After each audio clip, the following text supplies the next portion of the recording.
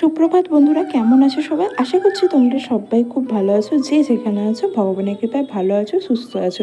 বড়দের আমার প্রণাম আর ছোটদের আমার ভালোবাসা নিয়ে আজকের ভিডিওটা শুরু করলাম। তো সকালবেলা তো বাসি কাজকর্ম হয়ে গেছে, তো তারপরে চুল টুল বেঁধে একবারে চলে এসেছি রান্না করতে। কারণ কি বলো তো, আজকে না মায়ের শরীরটা একটু খুব খারাপ, ওই গ্যাস অম্বল মতো হয়েছে, একটু বমি টমি করছিল। ওই জন্য আমি বললাম ঠিক আছে, আমি রান্নাটা করে নিচ্ছি, তুমি তাড়াতাড়ি স্নান করে ঠাকুরকে জল দিয়ে এসে ভাত খেয়ে নাও। এখানে ভেন্ডি ভাজা করছিলাম আমার আর ভাইয়ের জন্য। মাকে যেহেতু ভাজাভুজি দেবো না, মাকে বলেছি তোমাকে আজকে মাছের ঝোল ভাত করে দেবো। মাছ এসেছিলো সকালে, আর মাছটা নিয়েছি, মাছটা ওখানে নুন মাখিয়ে রেখে দিয়েছি। আর কি বলো তো, এখন যেহেতু শ্রাবণ মাস চলছে, আমি যেহেতু মাছ মাংস নিরামিষ খাচ্ছি, ওই জন্য ওগুলো সাইডে রেখেছি। প্রথমে আমি যে ঝোলটা খাবো, কারণ কি বলো তো, এই শ্রাবণ মাসে না আমার ওই আলু ভাতে ভাত আর ওই মাছের মানে মাছ তো খাইনি, এমনি ঝোল খেয়ে না আমার মুখটা পুরো পচে গেছে। আমার জন্য আর ভাত খেতেই ইচ্ছা করছে না, কিন্তু কী করবো বলো, পেটের দায়ে তো খেতেই হবে, ভাত তো দুটো খেতেই হবে। ওই অল্প করে করে দুটো ভাত খাচ্ছি। তো এখানে আমার ঝোলটা করে নিচ্ছি, তারপরে মায়ের ঝোলটা করবো। মাকে বলেছি মাছ দিয়ে তোমাকে ঝোল করে দেবো, প্রথমে আমার ঝোলটা করে নিই। তো এখানে আমি যে ঝোলটা খাবো সেটা হয়ে গেছে, সেটা আবার নামিয়ে নেবো। তারপরে এখানে তেল দিয়ে দিয়েছি কড়াই, তো মাছগুলো নিয়ে চলে এসেছি, এবার মাছগুলো দিচ্ছি। আর ঠাকমা যেহেতু মাংস খায় না, ঠাকমার জন্য এক পিস মাছ ভেজেছি। আর কাকিমা যেহেতু মাংস করছে, ওই জন্য ভাইকে দেবে বলে আমি কাকিমাকে বললাম ঠিক আছে, আমি ঠাকমার জন্য মাছ ভেজে নেবো। বললো ঠিক আছে, ভেজে দিস তাহলে, আমি ভেজে দেবো। তো এখানে মাছের ঝোল ভাতটা বসিয়ে দেবো। মাছটা যেহেতু ভাজা হয়ে গেছে, এখানে একটু ফোড়ন দিয়েছি, একটু তেজপাতা দিয়েছি। আর ঝোলে যেহেতু শুকনো লঙ্কা দেওয়া যায় না, আর কেউই দেয় না, তো কাঁচা লঙ্কা দিয়েই ঝোলটা করবো, সেই জন্য এখানে আর সবজিগুলো যেহেতু ভাজা হয়ে যাবে, ওই জন্য একটু নুন দিয়ে দিলাম। তার নুন দিলে কী হবে, ভালো করে একটু ভাজা হয়ে যাবে। আর এখানে 3টে মতো কাঁচা লঙ্কা দিয়েছি, কাঁচা লঙ্কা দিয়েও ভালো করে একটু ভেজে নিলাম। তারপরে একটু সামান্য হলুদ, আর তারপরে যে আদা জিরের পেস্টটা করে রেখেছিলাম, সেই পেস্টটাও দিয়ে দিলাম। দিয়ে ভালো করে একটু কষিয়ে নিয়ে একটু জল দিয়ে দিলাম। জল দিয়ে একটু ঢাকা দিয়ে দিয়েছিলাম। যখন ঝোলটা ফুটে গেল না, তখন ওই মাছগুলো দিয়ে দিলাম। দিয়ে মাছগুলো দিয়ে ভালো করে অনেকক্ষণ ধরে ফুটিয়ে নিই, হয়ে যাবে তোমার মাছের ঝোল রেডি। এরকম যদি হয় না, কালো জিরে দিয়ে তো দুর্দান্ত লাগে খেতে। যাদের একটু শরীর অসুস্থ, যারা একটু মানে রুগী টাইপের মানুষ, তারা এগুলো খেতে পারো। আর একটু সামান্য শরীর খারাপ হলেও এগুলো খাওয়া যায়, টেস্টটাও দারুণ লাগে, গরম গরম ভাতের সাথে তো খুবই ভালো লাগে।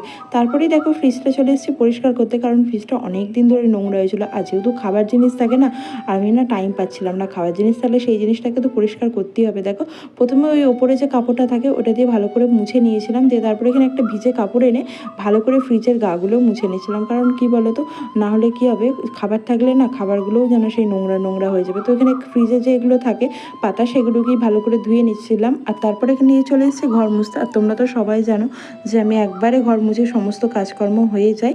তারপরে ভাত খেয়ে নিচ্ছিলাম। এখানে দেখো ভেন্ডি ভাজা নিয়েছি, মা অল্প করে নিয়েছিল, মাকে বললাম নিও না, কিন্তু মা বললো না আমি অল্প করে খাই। আমি বললাম ঠিক আছে খাও। তো ভাত টাত খেয়ে তারপরে ঘুমিয়ে পড়েছিলাম। তো তারপরে বিকালবেলা উঠে যে ফ্রিজের যে জিনিসগুলো ধুয়ে রেখেছিলাম সেগুলো এক এক করে রেখে দিচ্ছিলাম।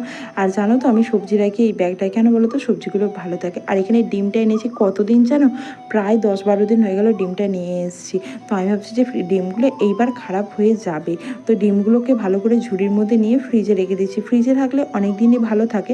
তো দেখো ফ্রিজটাকে আমি সুন্দরভাবে পরিষ্কার করে ফ্রিজের মধ্যে ওগুলো ঢুকিয়ে রেখে দিলাম।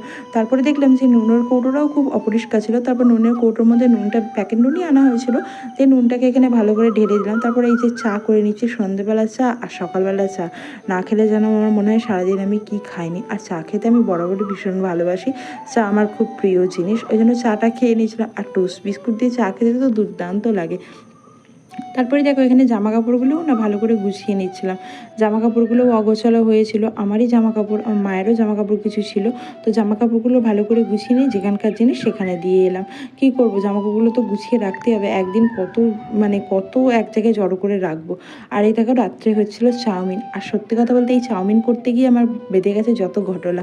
কি বলবো, চাউমিন খেলাম না বিষ খেলাম আমি নিজেও বুঝতে পারলাম না। মানে তোমরা ভিডিওটা দেখতে থাকো, তাহলেই বুঝতে পারবে যে কি হয়েছিল। দেখো এখানে চাউমিনটা করছি, ভালো মনেই করছি। আমি প্রথমে দেখিও নি যে চাউমিনটার ওই অবস্থা হয়ে গেছে। তো এখানে একটু শুকনো লঙ্কা দিয়েছিলাম, মা ওখানে অনেক আলু কুটে রেখেছিল। আমি মাকে বললাম এত আলু কেউ চাউমিনে দেয়? মা বলছে আমি বুঝতে পারিনি, তাহলে তুই অল্প অল্প করে দে। এখানে 2-3 জনকার মতো মানে আলু ভেজেছিলাম, যে অল্প একটু আলু দেবো, আলু দিলে খেতে ভালো লাগে। আর কোনো সবজি ছিল না বাড়িতে, ওই জন্য ভাবলাম তাহলে একটু আলু দিয়েই চাউমিনটা করি। তো আলুগুলো এখানে ভেজে নিয়েছি। তারপর চাউমিনটা যখন আমি হাত দিলাম, আমি বলছি এটা কী, দোকান থেকেই চাউমিনটা দিয়েছে খারাপ, যেন মনে হচ্ছে হচ্ছে ভাত তুলছি। দেখো আমার হাতটা দেখলেই তোমরা বুঝতে পারবে, মানে আমি কিভাবে যে কালকে রান্নাটা করেছি একমাত্র আমিই জানি। কি বিচ্ছিরি, বাপরে বাপরে! এইরকম চাউমিন আমি সত্যি বলছি কোনোদিন আমি করিনি, আর এইরকম চাউমিনও আমি কোনোদিনও খাইনি। এত বাজে, মানে কি বলবো, আমি আরেক প্যাকেট আছে, 2 প্যাকেট মুদিখানা থেকে নিয়ে এসেছিলাম, কিন্তু 1 প্যাকেট আছে, আমি ওই 1 প্যাকেট ফেরত দিয়ে আসবো, বলবো তুমি খারাপ চাউমিন। দেখো পুরো ডেলা ডেলা পাকিয়ে গেছে, আর যেন মনে হচ্ছে ঝুরি ভাজা ভাজছি।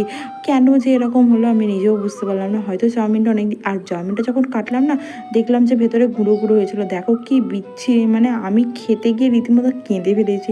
এবার দেখো কড়া সিদ্ধ হয়ে গেছে, খাবার জিনিস ফেলে দেবো?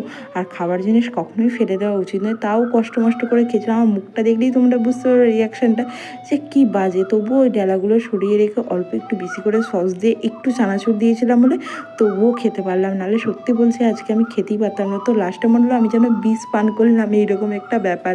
তো দেখো এবার রাত্রেবেলা যেহেতু হয়ে গেছে খাওয়া দাওয়া, রাত্রে আমরা চাউমিনই খেয়েছিলাম, তো চুল টুল বেঁধে নিলাম। তো থাক, আজকের ভ্লগটা এই পর্যন্তই থাক, দেখা হবে তোমাদের সাথে পরের একটা ভ্লগে। সবাই ভালো থেকো, সুস্থ থেকো, আর আমার ভিডিও যদি ভালো লেগে থাকে চ্যানেলটিকে অবশ্যই সাবস্ক্রাইব করো, লাইক করো আর কমেন্ট করো। দেখা হবে খুব শিগগিরই।